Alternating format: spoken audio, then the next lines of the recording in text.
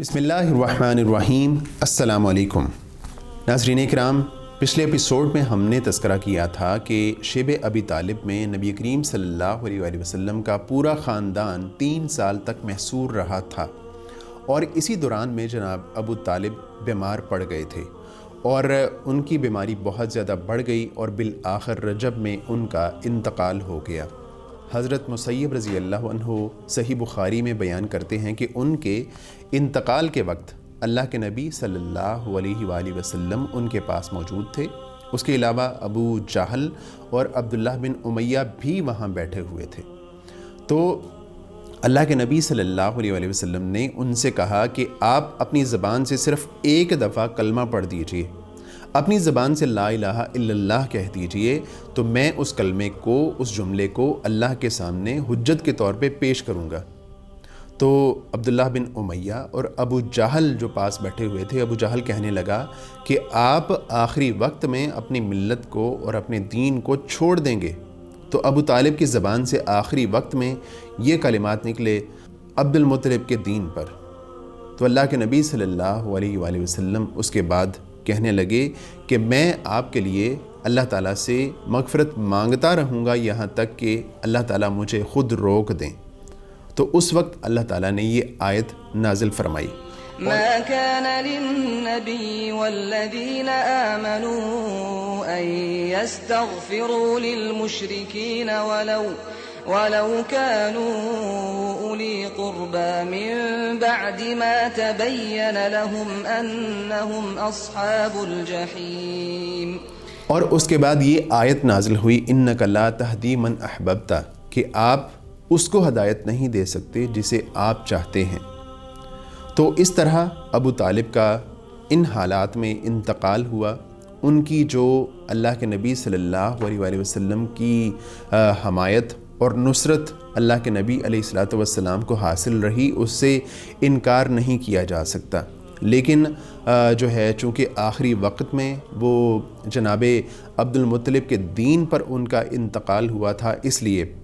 پوری طرح کامیابی حاصل نہیں کر سکے۔ ابو طالب کے انتقال کے بعد نبی کریم صلی اللہ علیہ وآلہ وسلم کو ایک اور بہت بڑے سانحے کا سامنا کرنا پڑا۔ وہ اس طرح کہ آپ کی غم گسار بیوی حضرت خدیجہ رضی اللہ عنہا کا بھی انتقال ان کے کچھ عرصے کے بعد ہو گیا۔ بعض روایات کے نزدیک ان کا انتقال جناب ابو طالب کے انتقال کے 3 دن کے بعد ہو گیا تھا۔ تو حضرت خدیجہ رضی اللہ عنہا کا ساتھ بھی نبی کریم صلی اللہ علیہ وآلہ وسلم کو جو حاصل تھا وہ ختم ہو گیا، وہ ساتھ کا سلسلہ کٹ گیا، اور حضرت خدیجہ رضی اللہ عنہا کا بھی دین اسلام کے لیے جو آپ کی خدمات رہیں اس کا انکار نہیں کیا جا سکتا۔ انہوں نے ہر چھوٹی سے چھوٹی تکلیف میں، ہر بڑی سے بڑی تکلیف میں نبی کریم صلی اللہ علیہ وآلہ وسلم کا ساتھ دیا، آپ کا غم بٹایا اور آپ کے ساتھ تمام مشکلات میں کھڑی رہیں۔ اور نبی کریم صلی اللہ علیہ وآلہ وسلم سے ان کا جو محبت کا تعلق تھا اس کو سب جانتے تھے۔ نبی کریم صلی اللہ علیہ وآلہ وسلم فرمایا کرتے تھے کہ جب لوگوں نے مجھے جھٹلایا تو خدیجہ نے میری تصدیق کی، جب لوگوں نے میرا انکار کیا تو خدیجہ مجھ پر ایمان لائیں، جب لوگوں نے مجھے اپنے مال سے محروم کیا تو خدیجہ نے مجھے اپنا مال عطا کیا، اور اللہ تعالیٰ نے مجھے ان سے اولاد بھی عطا فرمائی۔ ایک اور موقع پہ صحیح بخاری میں ایک روایت آتی ہے، حضرت جبریل علیہ الصلوۃ والسلام نبی کریم صلی اللہ علیہ وآلہ وسلم کے پاس آتے ہیں اور آ کے کہتے ہیں کہ اے اللہ کے نبی، یہ سامنے حضرت خدیجہ رضی اللہ عنہا تشریف لا رہی ہیں، ان کے ہاتھ میں ایک برتن ہے جس میں سالن یا کوئی مشروب ہے، آپ ان کو اللہ تعالیٰ کی طرف سے جو ہے وہ سلام پیش کیجئے اور ان کو جو ہے جنت میں ایک موتی کے محل کی بشارت دے دیجئے جس میں کوئی شور و غل نہیں ہوگا۔ تو حضرت خدیجہ رضی اللہ عنہا، آپ کی غم گسار بیوی، وہ بھی آپ کا ساتھ چھوڑ گئیں اور ان کا بھی انتقال ہو گیا۔ جناب ابو طالب کے انتقال کے بعد نبی کریم صلی اللہ علیہ وآلہ وسلم کو کافی مشکلات کا سامنا کرنا پڑا، اور کفار کو ایسے کام کرنے کی بھی جرت ہو گئی جو ابو طالب کی زندگی میں جس کے بارے میں وہ سوچ بھی نہیں سکتے تھے۔ ایک موقع پہ ایک احمق شخص نے نبی کریم صلی اللہ علیہ وآلہ وسلم کے سر پر مٹی ڈال دی، تو اللہ کے نبی علیہ الصلوۃ والسلام اسی حالت میں گھر تشریف لائے تو آپ کی بیٹی جو ہے وہ آپ کا سر دھوتی جاتی تھیں اور ساتھ روتی جاتی تھیں۔ تو اللہ کے نبی علیہ الصلوۃ والسلام ان سے کہتے ہیں کہ اے میری بیٹی خاموش ہو جاؤ، اللہ تعالیٰ تمہارے باپ کے ساتھ ہے۔ اور اللہ کے نبی علیہ الصلوۃ والسلام اپنی زبان سے یہ کلمات بھی ادا کر رہے تھے کہ ابو طالب کا انتقال ہو گیا۔